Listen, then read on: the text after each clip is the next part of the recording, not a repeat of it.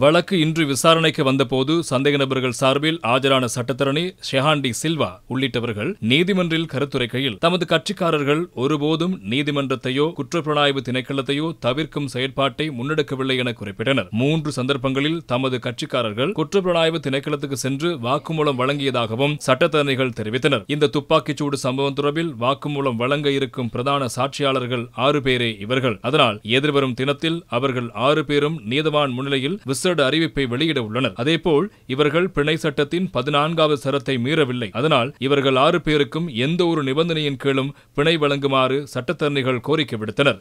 பின்னர் குற்றப்புலனாய்வு திணைக்கள அதிகாரிகள் மன்றில் கருத்து வெளியிடுகையில் இந்த சந்தேக நபர்கள் 6 பேரும் குற்றப்புலனாய்வு திணைக்களத்துக்கு வருகை தந்தது அவர்களை கைது செய்யுமாறு நீதிமன்றம் விடுத்த உத்தரவின் பின்னரே என குறிப்பிட்டனர். அதனால் இச்சம்பவத்தின் பிரதான சந்தேக நபர் விளக்கமறியலில் வைக்கப்பட்டாலும் அவரிடம் இன்னும் வாக்குமூலம் பெறப்படவில்லை என்பதால் இவர்களுக்கு பிணை வழங்கினால் பிரதான சந்தேக நபரின் வாக்குமூலத்தில் அது தாக்கத்தை செலுத்தக்கூடும் என தெரிவித்தனர்.